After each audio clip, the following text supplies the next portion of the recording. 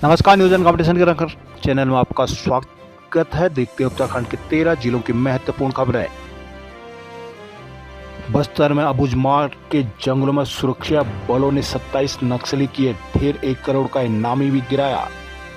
छत्तीसगढ़ के बस्तर में सुरक्षा बलों ने 27 नक्सलियों को मार गिराया। सुरक्षा बलों ने बुधवार को बताया कि इस कार्रवाई में 1 करोड़ का इनामी और माकपा माओवादी का महासचिव नंबाड़ा केशव राव उर्फ बसव राजू भी मारा गया है। कार्रवाई में डिस्ट्रिक्ट रिजर्व डीआरजी का एक जवान भी शहीद हुआ है। उत्तराखंड मौसम। उत्तराखंड में बदलते मौसम से कहीं आफत तो कहीं राहत। प्रदेश में बदलते मौसम ने कहीं लोगों को राहत दी है तो कहीं आफत साबित हुई है। बुधवार को गढ़वाल कुमाऊं के पहाड़ी क्षेत्रों में भारी बारिश और ओलावृष्टि से फसलों को नुकसान हुआ है। दूसरी ओर दोनों मंडलों के मैदानी क्षेत्रों को बारिश ने राहत का भी एहसास कराया। प्रदेश में 26 मई तक बारिश होने की संभावना है। गढ़वाल और कुमाऊं मंडल में पहाड़ से मैदान तक बारिश और ओलावृष्टि से तापमान में गिरावट दर्ज की है। उधर खटीमा के कुछ गाँव में बुधवार तड़के आधे घंटे से ज्यादा देर तक ओले गिरे हैं। लोगों ने बताया कि क्षेत्र में 100 से 200 ग्राम वजनी ओले गिरे, जिसमें सीमेंट की चादर वाली छतों में सुराख तक हो गई।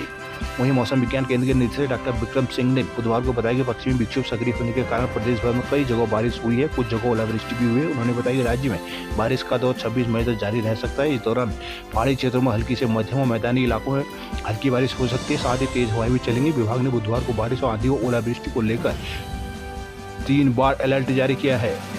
देहरादून संयुक्त संसदीय समिति के साथ संवाद कार्यक्रम में मुख्यमंत्री धामी ने सुझाव किए साझा। मुख्यमंत्री पुष्कर सिंह धामी ने बुधवार को मंसूरी रोड स्थित एक होटल में एक देश एक चुनाव विषय पर संसदीय समिति जीपीसी के साथ संवाद कार्यक्रम में शामिल हुए। दौरान उन्होंने कहा कि एक देश एक चुनाव हमारे लोकतंत्र को और अधिक मजबूत करेगी, प्रभावी समावेशी बनाने की दिशा में एक महत्वपूर्ण पहल है। उन्होंने संयुक्त संसदीय समिति के अध्यक्ष भाजपा सांसद पीपी चौधरी समिति के सदस्यों का स्वागत किया और अभिनंदन किया। कहा कि हमारी चुनाव प्रणाली विविधताओं के बावजूद प्रभावी और मजबूत रही है, लेकिन अलग अलग समय में चुनाव होने से बार बार आचार संहिता लगते हैं, जिसके चलते राज्यों के सारे काम ठप पड़ जाते हैं। उन्होंने कहा कि जब भी चुनाव आता है तो बड़ी संख्या में कर्मचारी को मूल रूप से हटाकर चुनाव की ड्यूटी में लगाना पड़ता है। इस दौरान जीपीसी के चेयरमैन पीपी चौधरी, गढ़वाल सांसद अनिल बलूनी के साथ ही सांसद धर्मेंद्र तिवारी, घनश्याम तिवारी आदि मौजूद रहे। देहरादून चुनाव व्यवस्था में बदलाव का कांग्रेस ने किया विरोध। भर्तियों पर रोक से अटकी योग प्रशिक्षकों की नियुक्ति। देहरादून जिले के एक इंटर कॉलेज में योग प्रशिक्षक की तैनाती का मामला लटक गया है। इस बार शिक्षा विभाग ने संविदा भर्तियों पर रोक को आधार बनाते हुए रोक प्रशिक्षकों की नियुक्ति को प्रक्रिया शुरू नहीं की है। प्रशिक्षक बेरोजगारी से इस तरह नाराजगी जताई है।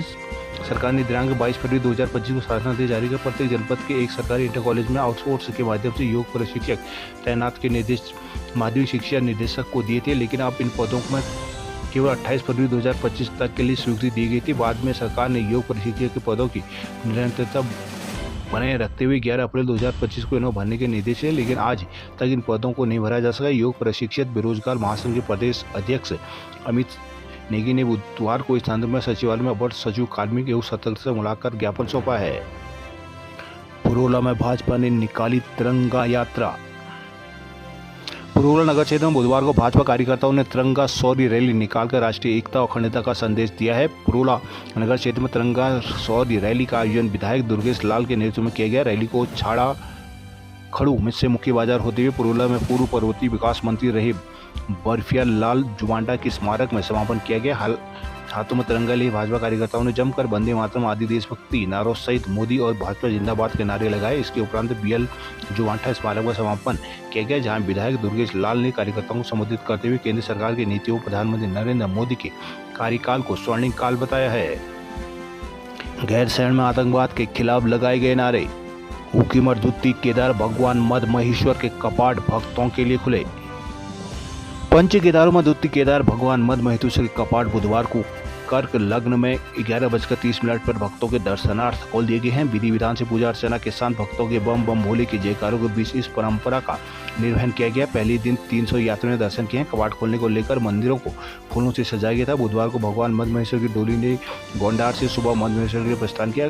10:30 बजे कपाट खोलने की प्रक्रिया शुरू हुई। डोली के मंदिर में पहुंचने ही पूजा अर्चना विधि विधान के साथ 11:30 बजे मद महेश्वर मंदिर के कपाट भक्तों के दर्शनार्थ खोल दिए गए। नौगांव यमुना घाटी क्षेत्र में ओलावृष्टि से हुआ नुकसान।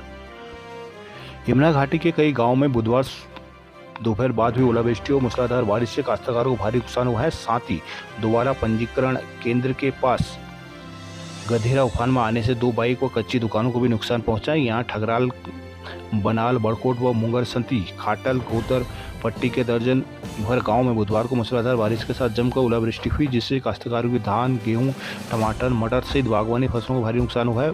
मोल्डा, पौंटी, बड़कोट सहित थार मंडल क्षेत्र के श्यालप, सुकन, कुर्सिल, धौलपुर, किसाला, नगान गांव, थान, मसाला गांव, खांड आदि गांव में भारी ओलावृष्टि काश्तकारों की आलू, धान व फलदार फसलों को भी भारी नुकसान पहुंचा है। ग्रामीणों ने तहसील प्रशासन ने ओलावृष्टि से हुए नुकसान का आकलन कर मुआवजा देने की मांग की है। नई टिहरी में 22 पुलिस कर्मचारियों को किया गया सम्मानित। हरिद्वार में वंदना कटारिया हॉकी स्टेडियम का नाम बदलने से नाराजगी। रोशनाबाद के वंदना कटारिया हॉकी स्टेडियम का नाम बदलकर योग स्थली परिसर करने के फैसले पर नाराज परिजनों ने आपत्ति जताई है। वंदना कटारिया परिवार को इसमें गहरा आघात लगा है। उन्होंने विरोध में भूख हड़ताल करने की चेतावनी दी है। प्रमुख सचिव अमित सिन्हा की ओर से उत्तराखंड में 4 परिसरों के नाम बदलने का आदेश जारी किया है। पंकज कटारिया का कहना है कि उनकी बहन वंदना ने देश का नाम रोशन किया। सरकार ने उनके सम्मान में पैतृक गाँव में खेल परिषद का नाम वंदना कटारिया हॉकी स्टेडियम रखा था, लेकिन सरकार सम्मान वापस ले रही है। इस आदेश से उन्हें आघात लगा है।